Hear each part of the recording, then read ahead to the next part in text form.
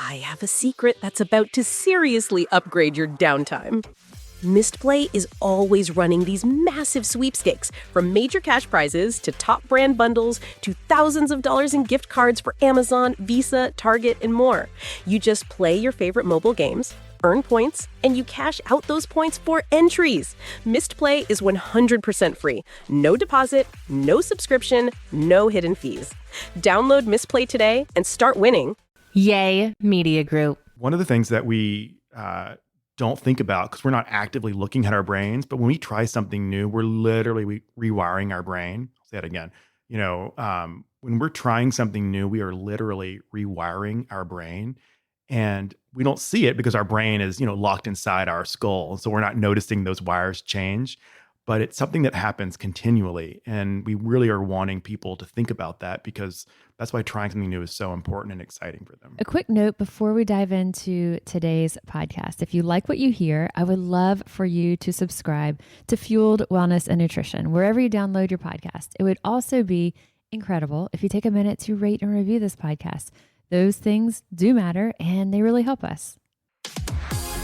I'm Molly Kimball. Welcome to Fueled, a wellness and nutrition podcast. I'm a registered dietitian and nutrition journalist with a passion to help people live their strongest, healthiest life possible. In my weekly TV segments and columns, there's a limited amount of time and space to cover everything, but there's so much more to share. This podcast is my opportunity to dive deeper into the topics you want to know about. There's a concept in wellness that might not really be one of the first things that comes to mind. We think about how are we fueling or nourishing our bodies, that nutrition side of wellness. How are we moving our bodies? What does our exercise plan look like? Are we consistent with this? We also talk a lot about sleep as an aspect of wellness, but there's a whole other layer that is something that I don't think that we probably give enough time or attention to. And that is the concept of flexible thinking or brain flexibility. And what we're really going to be honing in on this week's episode is the concept of doing something new. The timing as this episode is dropping, a lot of times, I'm not big on resolutions, of course. A lot of times it's we put our head in the game, we have a focus on this, we come out hot and heavy, and then it kind of fizzles by maybe even before January is over. So it's not about a New Year's resolution, but as you're thinking about maybe what's going to be different, how are we going to live our lives just a little bit differently this year, give this some consideration. The concept of doing something new. It sounds really basic, and it also sounds kind of really vague. So we're going to go deeper into it of what do we even mean by this? But doing something new, doing something that we're not familiar with, maybe we're not comfortable with, we're learning a new skill, we're stretching that creative aspect of our brain. Think of this as giving us that sense of awe. And that sense of awe can be what we are lacking so much in our day-to-day routine. So we go through the motions, we're on autopilot, and how much are we really stopping and going, wow, how cool is this? How exciting is this? So that sense of awe, that sense of wonder, we see it sometimes in other people, but are you having it yourself? Is this something that you feel like you're experiencing on the regular? So doing something new has all types of other benefits that we're going to talk about, boosting our mood, sharpening our minds, even changing how we respond to stressful situations. So routines can feel really comfortable. It can be like our security blanket. When we're in that routine, we don't have to think a lot about what's coming up next. Doing something new can feel a little bit scary. But when we do these new things, one of the things we'll be talking about is it's even more than just the novelty of it. It's what is it doing to our brain, the dopamine release, all of these things that are happening. So to dive into this on the science of how we reap these benefits and why we reap these benefits, and then also walking us through, well, how do we do it? How do we get started? How do we not feel so overwhelmed? I am joined by Dr. John Sawyer. He is a neuropsychologist with Ochsner Health. So welcome, Dr. Sawyer. Yeah, great to be with you. Thank you. This is something that I personally, I feel like over the past few years, there's been a lot of new things that I've maybe not intentionally experienced, but that have come into my life. And then some of them have been intentional. And I've been thinking about just how much joy has come of some of these things. And then I'm turning 50 this month. And so looking at 2025 as, okay, what new could I do this year that I've never done before? Right. to kind of celebrate, maybe not even just like on the day of my birthday, but what is something new that I can do throughout this year that's a completely new experience. So then I reached out to you and I said, is there something here for an episode? And you said yes. Yeah, absolutely. I think one of the things that we forget about when we're marking transitions in our life, for instance, like I turned 40 last year, or we're turning 50, or something is feeling off or different. One of the cool kind of rituals we can do is trying something new. What does that look like? And we have to kind of figure out a couple of things. So one is, what are the benefits of it? How do we do it? What are the barriers to doing it? We spent a lot of formative years in education, all learning and doing new things constantly. Like that's just what we were doing. We didn't call it personal growth, right? We just called it going to school. And I think that's something that we lose, especially when we get, we become adults, so to speak, and we think we're fully baked. And the reality is that there's so much to learn and to develop. It's, for me, one of the funnest games when we're kind of learning, developing, trying something new, becoming the next better kind of iteration of ourselves, rather than feeling stuck. And so I'm excited to have that conversation with you today. Tell us your background. So neuropsychologist, the role you have at Ochsner is twofold, but tell us about your role with Ochsner, kind of what a neuropsychologist does. Yeah. So I, a Southern boy, originally from Gulfport, Mississippi, went to Millsaps College, and then became a neuropsychologist. And I've been in Ochsner since 2016. A neuropsychologist's role is really to assess people's cognitive function and to see, are you having some cognitive difficulties more than we'd expect for age? And if so, what might be causing it? So is it like the stroke you had? Is it Alzheimer's disease? And then what's the treatment plan for it? That's my clinical role at Ochsner. The Center for Brain Health. Correct. Yeah. And then we also have a lot of programs that help caregivers manage their loved ones with dementia. And so that's also a big part of our work as well at Ochsner. And then another half of my time is our medical director for physician and provider experience. That's just kind of a fancy term for helping physicians and teams that are dealing with job stress, burnout. I mean, healthcare is a relentless 24/7 environment, and it has been 10x that since COVID. And so how do we keep our teams well and thriving despite the heaviness of the work? One of the, all of us in healthcare love what we do because of the groundedness and the purpose of our work, but it's really hard. And it's not enough. I don't think it's enough for healthcare workers to just be surviving their life. I want them to feel thriving in their life. And I want it to feel like it's getting better rather than just plateauing. And so that's really what our Office of Wellbeing is designed to do. I was going to say, a lot of people don't realize that Ochsner has the Office of Wellbeing, which it's an entire division, an entire department. And that was where I had first come across the work that you're doing. And our team has attended, some of your talks, and they've all come away with, oh my gosh, Dr. Sawyer, like the messaging and the work that you're doing for the employees as well as for the patients is just phenomenal. So also personally, you have two young girls. I do. I have two daughters, Rosie, who's 10, and she's in 5th grade, full-on middle schooler, and then a 7-year-old who's in 2nd grade. As a neuropsychologist, is it a challenge having two young girls and seeing how their brains are probably wired so differently than mine? It's funny. I was more nervous about having boys than girls. And so I much more relate to like being able to talk it through. And so it's actually, I much prefer to have daughters. Being a girl dad is way more fun. So it's great. I will say definitely there's a lot of feelings in our house. I'm also married. My husband's a psychologist. So we joke that our children are going to either be very well adjusted or crazy. So we'll see what happens. So that's, I love there's a lot of feelings in our house. A lot of feelings. Things aren't stuffed. Yeah. So when we're talking about the concept of trying new things, it kind of falls under this, I guess, category of topics called like flexible thinking, or sometimes I see it as brain flexibility or neuroplasticity, which seems like, but really we're talking about flexible thinking or like a growth mindset versus that fixed mindset. Mm-hmm. So walk us through just the gist of this, just kind of like overarching. Yeah. Here's what I would want people to kind of think about it in a big picture way. a lot of what our mind suggests to us is inaccurate. Our mind actually sometimes just flat up makes up stuff to us. And we tend to, when our mind suggests thoughts to us, we kind of overinterpret it as being real rather than made up. So a great example is, let's say you were to walk into a room and you saw two people in a corner and they turned to look at you and they were laughing. Your first thought may be, oh, what are they laughing at me? Right? There could be a whole host of ways to think about it. And I think that's one of the things in our culture.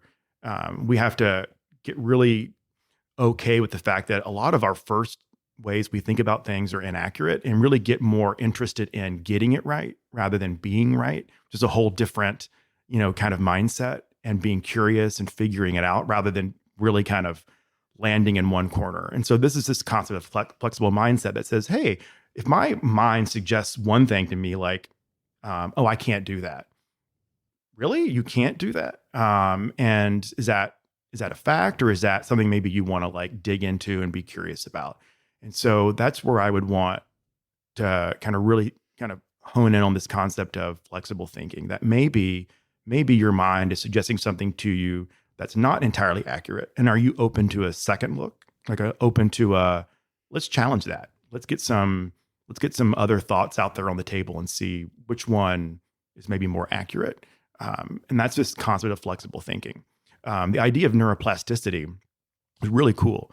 Did you know that like when you do therapy, like when someone goes to see a therapist, your brain actually over time is rewired in the same way that if you see a speech therapist and you're learning how to speak better after a stroke, or if you're going to a physical therapist and learn different movements to help with walking, when you see someone for psychotherapy, your brain is literally learning new pathways. And so that's when your brain is being shaped. And this is why trying new things, learning new things is so critical, because all of a sudden you're getting new tools in your toolkit for how to deal with all different kinds of things in life. And that's kind of why I think this whole concept of, new year, new you, how are you trying new things is so important. But there's a big barrier to it for people as well. And from what I understand, as we're learning these new skills, as we're trying new things or having these new experiences, like you said, our brain is essentially rewiring itself through these new experiences. And part of that, it affects our brain's ability to continue to grow and develop and strengthen some of these areas that have maybe been a little bit dormant before. Right. Yeah, exactly. One of the other things that I was reading about was that our brain's capacity to change or to be flexible, I suppose, it impacts the way that we respond to negative things like stress or anxiety, frustration, disappointment. So is it a stretch to say that trying new things, putting ourselves in new spaces, getting ourselves in new locations or environments, that it can help us respond to these things, stress or other things, in a better way? Exactly. And so part of it is, think about it like exposure. So if you're someone who's really afraid of elevators, let's say, if you avoid elevators, you're going to constantly have a lot of anxiety around that. And instead, I want you on elevators constantly, because you're retraining your brain. Oh, this is generally a safe thing. So if you're putting yourself in new experiences, your brain is learning over and over again, I can adapt to this. I'm resilient. I can figure this out, rather than I can't deal with it. Breaking the cycle of like those negative thought patterns and negative behavior patterns. Right. That self-talk that we're telling us, we're like breaking that messaging, and we take a trip most years. We're not big object or item people for gifts. We do more trips. And so our experiences, for sure. Experiences. Our trip over Christmas, we often go back to the same place that we went for our honeymoon. And it's a place in the middle of nowhere. There's no stoplights. There's no any of this. And the water is like bathtub clear. It's beautiful. Mm-hmm. There's all these beautiful fish. There's also sharks, like 5 foot, 6 foot black tip sharks. And they're very scary if you're not familiar. And as the first couple of times I'd be in the water, I'd see a shark, full on panic, doing everything you're not supposed to do, as if I'm going to outswim the shark back, And of course the shark had no interest. And that's the thing about this area, is the sharks have zero interest in humans. And over time I would make myself get in the water, swim, even if I saw a shark, like we're snorkeling. So like deep breaths with that and trying to logic myself through it, looking at the data. There's hasn't been a shark attack in, the 100 years they've been documenting or whatever. But made myself get in every single time and do a longer swim through the water that I knew I was probably going to see a shark and put myself in that situation every time. And then over time, I've gotten to where when I do see, I'm excited now to see sharks and I still have a rush. I mean, it is still a full body reaction, but it's excitement with a little bit of fear versus just being overpowered by panic. Yeah. And it was just truly like making myself get to a mind over matter and like logicking myself through it. Yeah. And you think about one of the best ways to think about that is with children. Oftentimes with children, they have to be exposed to it over and over again before they're like, oh, I can ride the bike. I can do that thing. And one thing that I want people to hear around this is some people are leaner inners. They can lean into that and they can tolerate the anxiety a lot better. It's almost like they filter out that noise a lot more easily. And others of us, I run more anxious, and I'm the kind of person that my brain is going to give me a bunch of different reasons why jumping in that lake is a bad idea. And so for people like me, what I have to do, what they have to do is a couple things. So one, you mentioned that you did some research. Like part is getting your logical brain around like, okay, hang on. There are a lot of reasons why I'm wrong. And also then doing it over and over again. And so tolerating the anxiety. And that's one of the biggest things that I think when people think about what's a barrier to entry to doing something new, if it feels a little bit scary, is I know, and you have to have insight about yourself. Hey, I'm the kind of person that probably not going to do that normally. So I'm going to be anxious doing it. I'm going to have to tolerate the feeling, assuming I know it's, I've done enough of my research to know it's safe, for instance, right? Then I'm going to have to do it over and over again. And it's going to get better. So one way to think about this is if I were to say, hey, look, you're going to love swimming in that lake on your 10th swim. So how much are you going to be like, all right, I got to do it 9 times before I'm excited about it? Does that make sense? So thinking about like how you lean into things a little bit is about like frequency as well. So tucking that away for a minute and we're going to come back to that idea as we're talking about trying new things. The idea too that the novelty of trying new things, putting ourselves in these new experiences. Talk to me about the dopamine release, enhancing that our body's production of dopamine, that feel good neurotransmitter. Like how does all that work together? Yeah, we as human beings, we love novelty.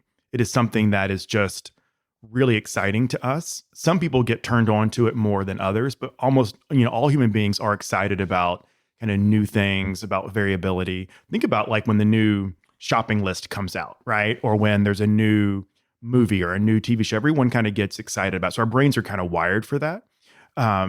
But when we add on doing something new, like a new skill, not only does it give us this kind of reward chemical in our brain, it also is doing something additive where it's almost like building a new muscle. And that's something that's really exciting when we think about trying something new. So when we try something new, we may feel some of that anxiety at first, but over time we could experience that we might have that enhanced production of dopamine, which is kind of that feel good or that because it's a positive feel when you're having that dopamine release. But when you're first trying something new and you're having that anxiety, you're not really going to experience maybe that positive right at first. Like you said, you have to get through it maybe 9 times before the 10th. Well, so here's how I might categorize it this way. The first thing is, if we were to divide up people into groups that have a really, there are some people that are just really open to new experiences. That's just kind of how their personality is wired, and they're really into that. And there are those that are have a harder time getting excited about that. And so for the people who are really open to new experiences, that's going to be easier for them to lean into it. What I'm really talking about are the people that, there are a lot of us out there that when it's thinking about something new, our brains suggest us a lot of reasons why it's not a good idea. We're not going to be good at it. It's not worth it. And that's what I would want for those people to kind of think, oh, like my brain suggested it to me, but I may be wrong.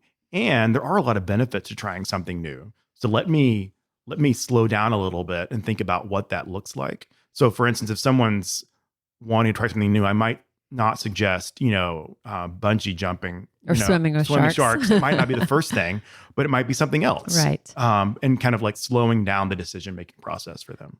Are you familiar with Enneagram, the personality? Oh, yeah, for sure. Yeah. So we did a podcast with the founder of the website called Truity, which is my favorite website about Enneagram. So I'll link back to it for our listeners who are hearing this conversation. But the Enneagram types, there's 9 different types. And I think that sort of can also be indicative of someone's personality. There's some who are, they like stability. They're not into change. There's others who are looking for that change. That's what kind of revs them up. And while that's not the end all be all on it, someone's Enneagram type sort of would alert me to if they're going to be in one of those 2 categories that you just talked about. For sure. I mean, there are lots of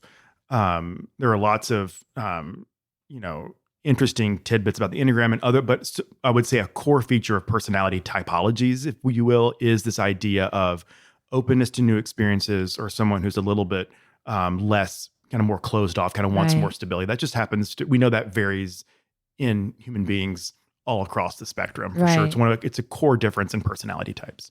And when we're talking about, we'll get into what are some of the ideas that we're talking about, but the benefits of it, I mean, there's so many, when you read through, I mean, the brain health that we talked about, the boost in our mood, self-esteem, feeling that sense of accomplishment when we do try something new, feeling that sense of creativity, or wow, I didn't think I could do that and I could do this. The social connection, depending on what it is that can come from that. So there's a whole host of benefits of really just kind of putting ourselves out there. One of the things I did last fall, and I had shared it with you briefly, on our phone call before we had this interview, but we have, and those who listen to this podcast often have heard me talk about Lucky, our little duck that we sort of found us about 1.5 years ago. And she's become our community duck, our neighborhood duck. And I had somebody ask me the other day, well, did you clip her wings? I'm horrified. Oh my gosh, no. She does, Lucky does what she wants to do, but this is sort of her, we're her people. And so as she's had babies, that's just so much fun, because the little baby ducklings are so cute. And we, at the same time, last fall, we were redoing a room upstairs that had kind of just been a catch-all for everything from our old house. It had never really been anything done to it.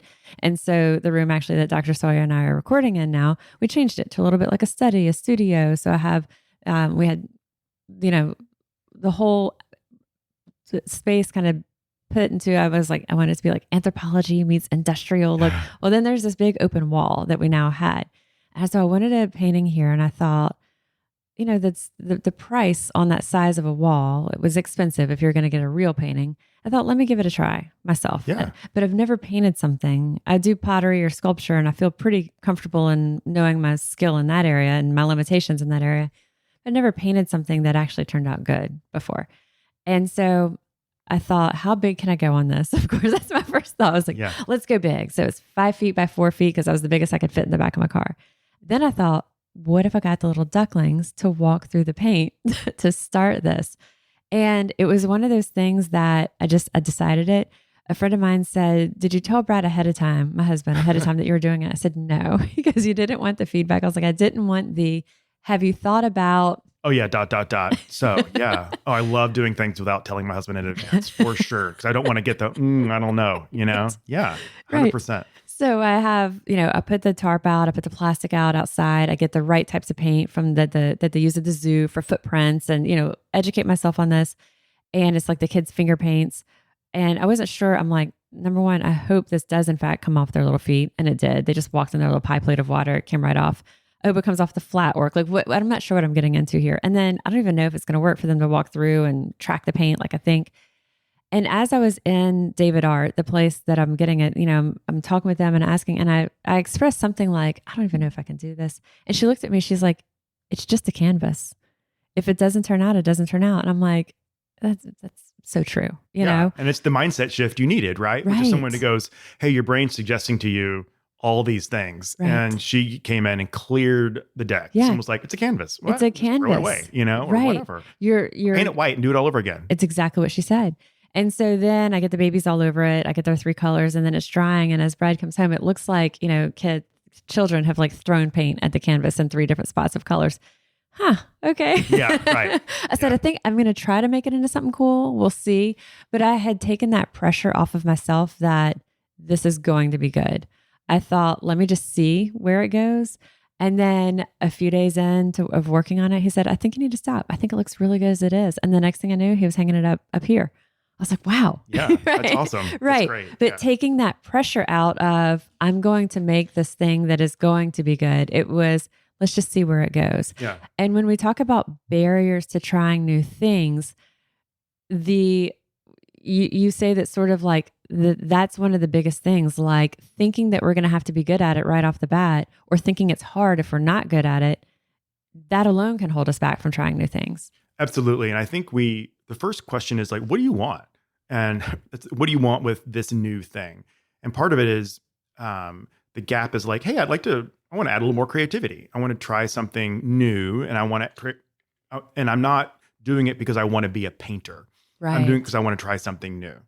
And that's the kind of the first lever of trying something new, is that you're not doing it because you're like, I'm changing careers and I'm going to be a painter, right? But instead it's, I want to get into maybe a new art medium and just see how it feels. So part of it is reducing the pressure for what it's going to be 100 steps down the road. And then the second part of the barrier is, whenever you try something new, you're not going to be good at it at first. And we all forget what it was like to learn something new, because it's usually years down the road once we've learned it and become good at it. And we tend to forget how hard it was at the beginning. All of us forget how hard it was to learn. I think about me learning in graduate school, or you learning, and we all tend to forget that. And in the moment, then it's about recentering yourself and going, I'm here to have a really cool experience right now. I'm not here to be Monet. And so once we are able to put that down, then all of a sudden trying it can become fun. Does that make sense? Right. We release the striving for perfection that our brain might be pushing us toward. Yeah. And if it isn't, it isn't, Yeah. We have to recognize that we're doing this thing to have a really cool experience, and something may come from it. So I'll give you an example. I think you and I may have talked about this. I wanted to learn how to sew. And part of it, though, I was like, all I saw at first was, wait, like, I'm not going to make dresses and like couture outfits, right? I just want to make drapes because they're really expensive. Right. And the initial barrier was, it was really hard to get to learn that process. And I had to keep reminding myself, I'm just having fun right now. I am not going to be a drape maker one day. And pretty soon it became a fun process. It was really rewarding to see them all up in my house. And for people to go, oh my gosh, you did that. At no point do they look at them and go, oh, I see a little cuff off. Right. But instead it's just that's part of the for me, I needed to get past the hump of the difficult to, it's a little bit difficult, but now I have some skills kind of in place. And thinking through, how do I do this? And breaking down the steps of it, because if you look at something that these beautiful draperies, it's like, well, that seems overwhelming or intimidating, or even operating a sewing machine. Yeah. But then kind of breaking it down into the steps. You've said too that, it's helpful to think through and just realize that, especially like when something is new, like you said, we don't have to know what the long-term outcome is going to be, but really working on being comfortable with not knowing that. Right. And it's so, I will say, just to be really honest for all the listeners, it is so easy for both of us to say that, but I'm sure you felt this, and certainly I feel that when I'm in the throes of learning something new, it can be hard. And there's something called the suck. And it's this concept that when you think about doing something new, the thoughts about it feel really good. But then once you're in implementation phase of learning it, at some point, the novelty wears off. And then your brain's like, oh, this is hard. And that's the suck part, which is, okay, you're going to grit it out and push through it to learn it, or you're going to quit. On that painting example I was telling you about, I had picked up all the supplies to do it on a Tuesday after work. The Saturday prior, I had shared with my best friend Amy. We were together and I said, hey, I'm thinking about doing this. And I was, talking through what it would be. And then on Monday, I talked to a friend of mine in the pottery studio, Christina, and she's just like super talented artist in every way. And I said, okay, tell me, like, what am I looking for, like in a canvas? And I showed her a picture of this space. How big can I go in this space with a canvas? So I'm thinking through, and I'm kind of like that, like thinking through it, that it feels good to share this idea with excitement and get excitement back from these people I'm sharing it with. I go into the art place and they're so encouraging. It's okay if it doesn't turn out. I get the little finger paints, these kid finger paints. I get all of this from the ducklings. They do it. I'm like, it's got these 3 splatter paints. The next day, now I have these tubes of beautiful shades of all these different like artist grade acrylic paints. And I have my new brushes. Yeah.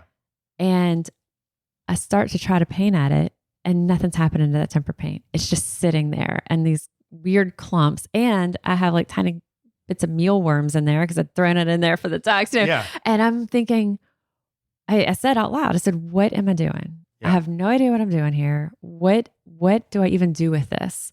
And then I kind of started playing with adding a little bit of water, adding a little bit of paint, pulling on it in different ways to get the paints to move. And then I kind of got the rhythm. But there was a good 45 minutes in there that I thought, what do you even think you're doing here? 100%. You're like, what's going on? Right. Yeah. And this, it's hard. There's the suck piece. And so then it's about, for people when they're trying something new, is slowing it down to go, wait, let me re-anchor myself. I'm just here trying this new. Right. So I am focusing on one new thing, like figuring out paint. Or for me, it was, what's the rhythm for like stitching lining with drapery? For a lot of listeners, and I'm sure you've heard about this whole loneliness epidemic in America. And I don't think it's because we have a shortage of people. It's we have a shortage of interactions. And part of it is, go knock on your neighbor's door. Right. And it's, well, that's going to seem weird. Maybe, but like, are you smiling? Or what's, and so, in all new social interactions, take some time. We think about like why for those of us who went to college, like our college friends or school friends or our best friends, it isn't because we were just so socially skilled then, right? I was not very socially skilled in high school or college. It's that we had a lot of time together and we were able to kind of spend that social time over and over and over again. And that's really what we think about, like, hey, you want to meet a new friend? It's going to take a lot of time. Right. You're not going to strike it up right away. And you think about how many different experiences you shared with those people. Yes. All types of experiences.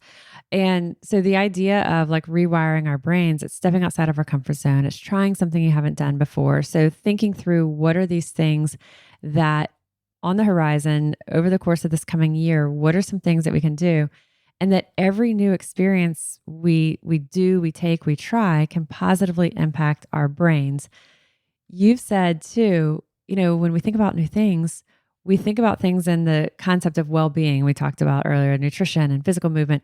And the concept of just pure fun is such an element of well-being that we often completely forget about. Completely forget about. And most of us think about it like we bump into fun. Where me and the kids are at Costco and there's a great sale and we're like, ooh, that's fun. That's not fun. like I bumped into fun, but I didn't plan it. And that's something that a lot of people who are busy, who have a lot of stuff going on in their life, forget. I got to schedule fun. My husband's so good about this, where we have like date night every Thursday and he's really great at scheduling it. And we have it's like a ritual that we have to do. So we have the babysitter and all that stuff. So that way it's built in like anything else in your life. So do you schedule fun? Do you schedule that out literally, or a trip, for instance?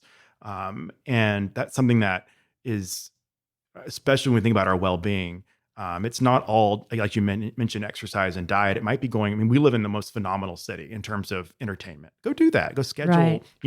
What kind of concert are you going to go to? Right. What festival, right. Most people will think of is, I have to drive there and I have to park, right? All that stuff, that's difficult. For sure that is. It's also solvable, Right. So. Right. But the barriers that we put up to ourselves. So things like, I was just kind of doing a search of things because when I think about trying something new, I think travel, putting ourselves in a new place, a new experience. We a few years ago traveled and we had a little bit longer opportunity for longer travel. And so we didn't have to have everything planned. We didn't have planned where we were going to stay, even to some degree, actually to a lot degree, what towns we were going to be in. And so now we're much more comfortable with that. Mhm. Before, wow, it caused so much anxiety because we thought we've ruined this, like we don't have it all planned, and it was actually the best. So travel without a plan, to me, that kind of falls at travel period is great. Putting Yeah. yourself in a new experience, but then putting yourself in that new place, maybe without everything already mapped out. So you sort of, what comes to me, new environments are one thing that comes to my mind. And then the creative, I think that's for our team, our Eat Fit team and our lifestyle nutrition, our counseling team. They know every year whenever we're doing something like for the holidays, I've got us all making something, Yeah. like we'll do candles. This past year we did these copper ornaments, what I've brought them to the pottery studio, just kind of getting us out of our own heads and doing something that's with our hands. But what are some of the other things that you would say for like trying something new? If that's not up someone's alley, that's not interesting to them, what are some other things? So I think one of the things that I would want the listeners to think about is trying something new is not just about like, hey, every week I'm going to do something new and not have any follow up with it, right? It's a matter of trying something new and learning something, and getting, having that be a reliable hobby or a reliable thing that you do. It's really developing your brain. And one like segment in particular, as we think about people, as they start to retire, there are a lot of boomers that are retiring right now. And I can tell you there are a ton. I think about like a lot of people in my life that I know who have no hobbies, none. It was work and that was it. And they come home and play solitaire on their computer. And that's not, I'm sure it's not what you want necessarily. And so then taking a step back and think, well, what did I like to do before? Who was I before the busyness of work and raising kids? And then once you kind of and write it out. Like, what is that? Is that for many men, it may not be pottery. It might be, going to the coffee shop, or it might be, a regular sports game. One of the things that, I don't know if you have this, but like a lot of my girlfriends, I'm really jealous. They and their girlfriends take a trip every year together. A lot of guys friends don't do that as much. And so now me and some of my guy friends from college are doing it. We're doing it this year as a new thing to to schedule that in. And so I would want someone to think about what do they normally like and they haven't done, and try it out, or get back into it.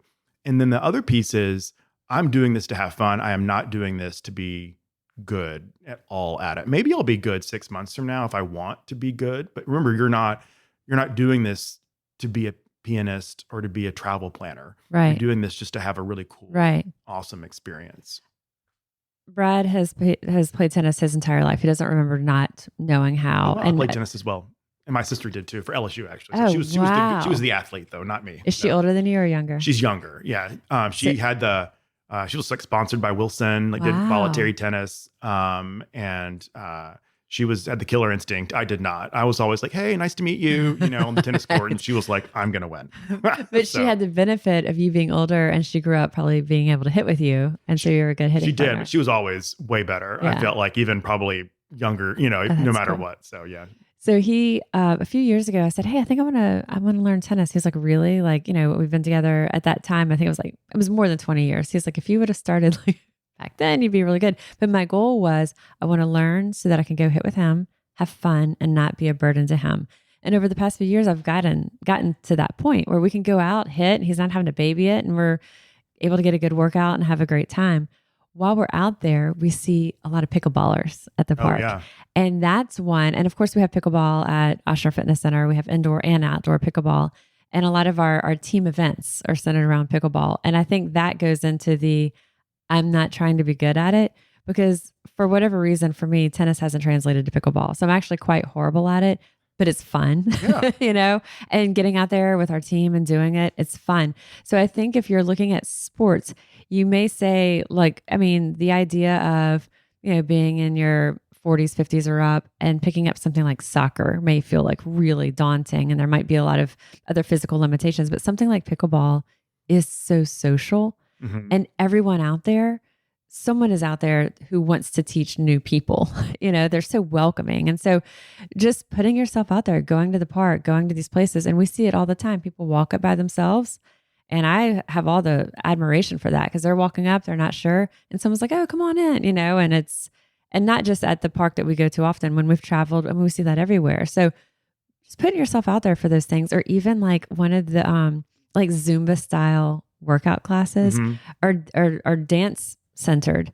and people love it and they Love just it. have Yeah. fun. And so putting yourself into something new like that, or it could be, with my dad, he had never really been into fishing so much. And then as he retired, he ended up coming into like someone had a boat. And now that became something that he became expert in, And so finding whatever it is, like you said, my dad might not be into pottery. Actually, he was though before when I was Yeah. younger.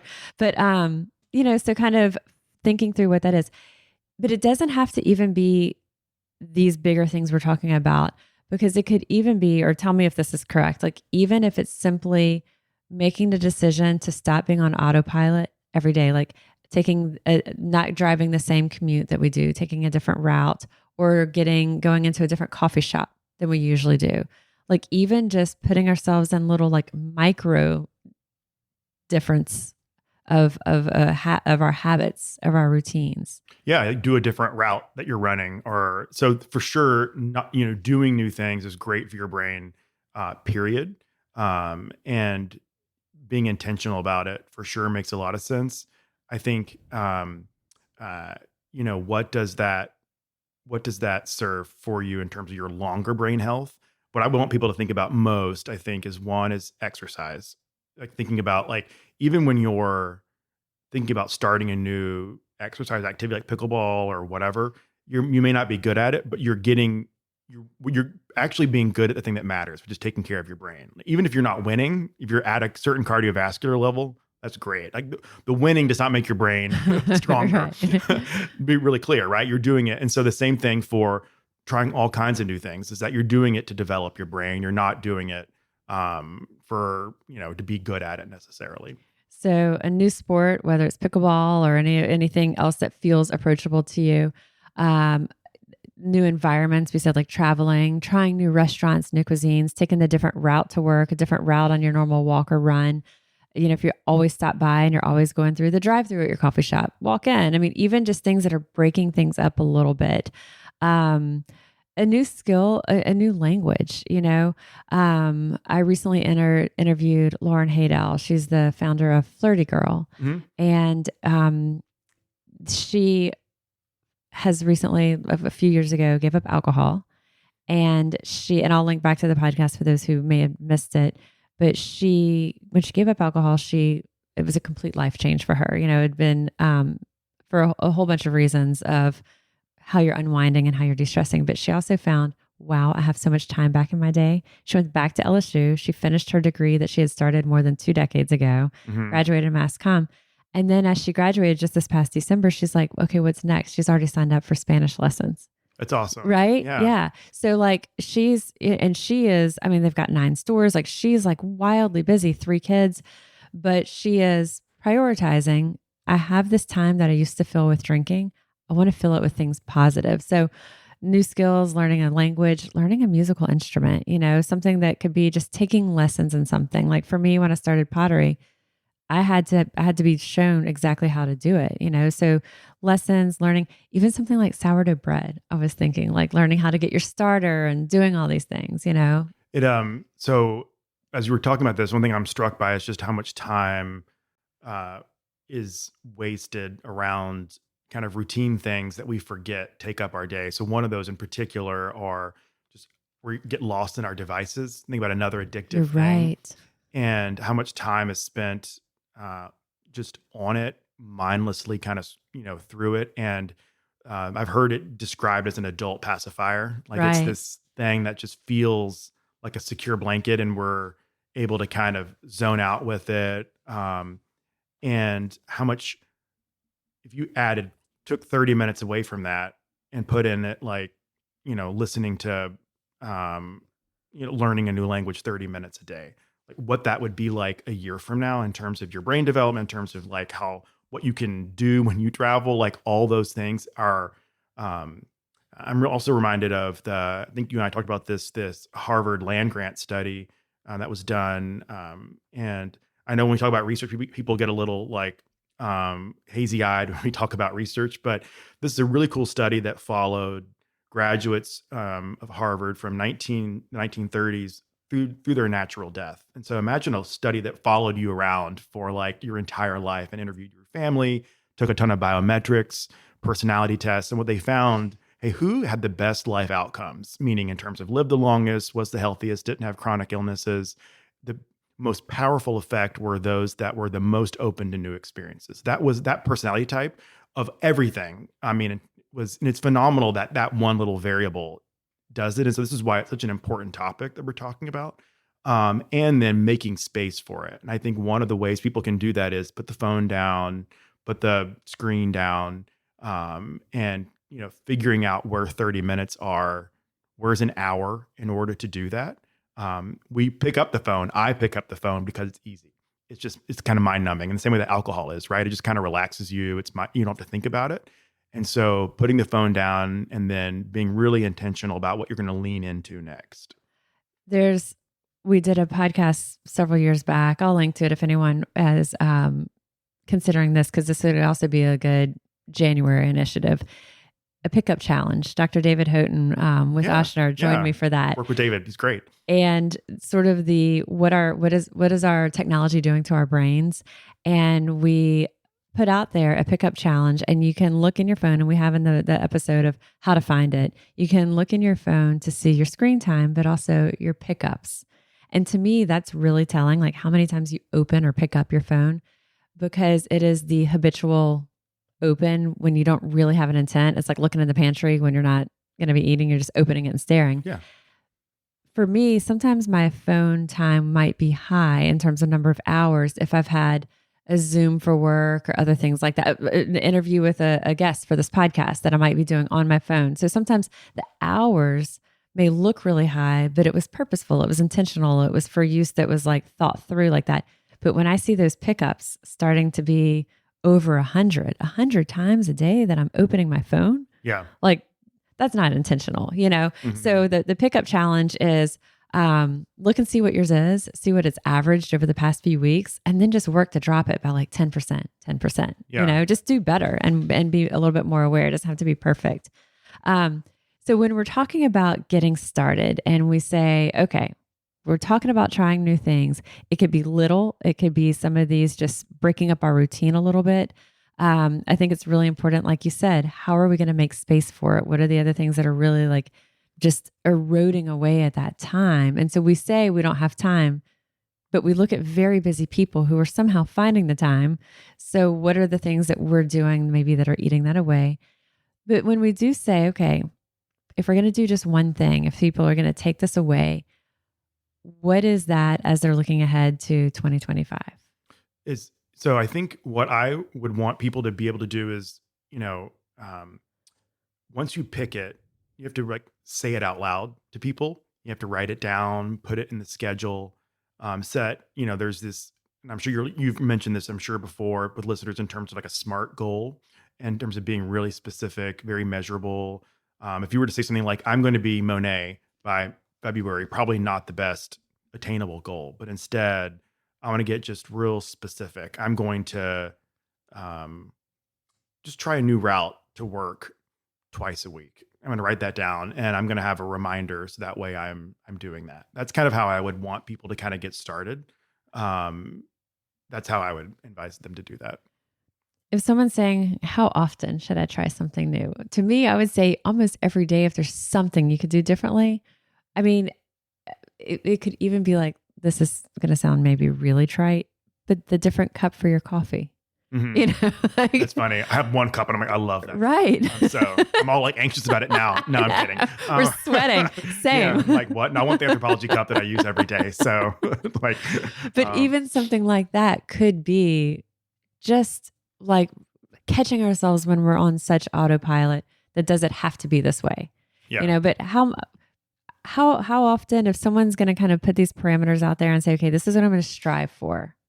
Yeah, absolutely. I think, so one is there definitely is not a rule. I would want people more attached to like, what's the goal underneath it, right? What's the goal underneath it? Is it, I want to feel a little more dynamism, a little more energy in my life. Okay, then this is how I'm going to do that. And it might be a couple of times a week. I think when people can get super hung up on rules around that. And instead I want them to more think about is, why am I doing that? Like, what's the value tied to that? And that is, I've been in a rut in my life. And so I need to if I'm going to get out of that rut, I have to do new things. And what's that thing that I'm going to do Am I going to notice myself avoiding it, which oftentimes happens? Am I going to notice myself coming up with reasons why I can't do it? And what kind of systems am I going to put in place to keep myself from, falling back and not falling back into my rut? That's what I would really want people to kind of think about. So I guess the concept of frequency or how often would also depend a lot on what it is. If someone is taking up pottery classes or they're taking up Spanish lessons and every week they're going to a class for Spanish or meeting their online tutor or going to the pottery studio, that might be enough right there. And then there's other aspects of that are probably going to trickle into the rest of your week, because there's going to be things that you run across. Oh, that's a cool idea. I might try that in pottery. Or here's some things that I'm seeing about, the language that I'm learning. Or there's going to be probably other things that are going to still stimulate us through the week, not just that one window of time. But so I guess it varies depending on how much we're committing to. Yeah. And I think about so one thing that people can think about is, all right, I'm going to try pottery and I'm going to do it once a week for 52 weeks. And I'm not going to quit for 52 weeks. The nice thing about that is, look, the first 10 weeks, going to be a lot of stuff on the ground. It's not going to look really pretty, but I'm going to continue to do that for a year. I can stop at the end of the year if I want to, but I'm going to commit to that. Or it might be, I want to do something new. I don't know what it is, but it's going to be once a week. And so, it's the kind of key part is scheduling it. There's a great quote about habits and learning new things. James Clear is an author. He's written a lot of books. And he says, we don't rise to the level of our goals. We fall to the level of our systems. And so get a system, and I'm going to do this once a week. And reminding myself that it's not going to feel good at first, but I'm not doing it to be good at it. I'm just doing it to do it. Or to learn. I think about, a friend of mine, Ben, he went through a lot of just changes lately. He lost his father, and there was just a lot that was sort of left him feeling like just not his usual. And so he signed up for the master gardening classes. Mm-hmm. And so he's now working towards his final hours of volunteerism to become a master gardener. I think about my best friend, Amy, that I mentioned, she's always down for what's new, going somewhere. We're going to check out the latest thing at whatever this event is. And a lot of it is things that are they're free. They're open to the community. It's just looking at it, finding it, and showing up, like you said. Reinvention is so important. And one thing I love are not necessarily stories of success, but stories when people were reinvented themselves. I think about a lot of different types of people when they had one life, and then at 50 they did something else and it became huge. And it's just neat to see this chapter that you start something new in. Who knows what's going to come from it? That's part of the joy of it. But also notice that for many people, if they had not even just jumped and tried it, they would never be where they are now with it. And so you think about, who knows what's going to come from that. Right. Martha Stewart was a stockbroker before. I know. Yeah. And Ina Garten was also an economist. They both have very similar stories. The psychologists have a lot to think about for both of them. So, but all right. Well, this has been so incredible. I've really enjoyed it. I appreciate your time, and I have a feeling I'm going to see if there's other topics we can talk on in the future. Yeah, it was a lot of fun. Yeah, thank you so much. Yeah. I am so grateful to Dr. Sawyer for stopping by, chatting with us. I think it's one of those things that, again, it seems so simple, but so many times we're not doing it. We're not prioritizing it. We're not even thinking of something so simple as trying new things, as we're not even thinking about layering that into the other things that we're doing for well-being. So I'll include the links that we talked about in the show notes of this episode, and let me know what you think as you incorporate these strategies. If you're trying new things, this is a really cool one.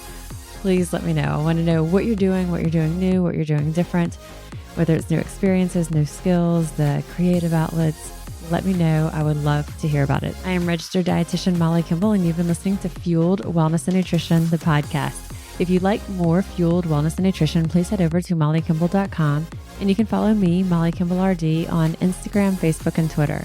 And if you haven't yet, please go to Apple Podcasts and subscribe, rate, and review this podcast, and join us next time for another dose of Fueled Wellness and Nutrition. Thanks for listening, and stay focused on living your strongest, healthiest life.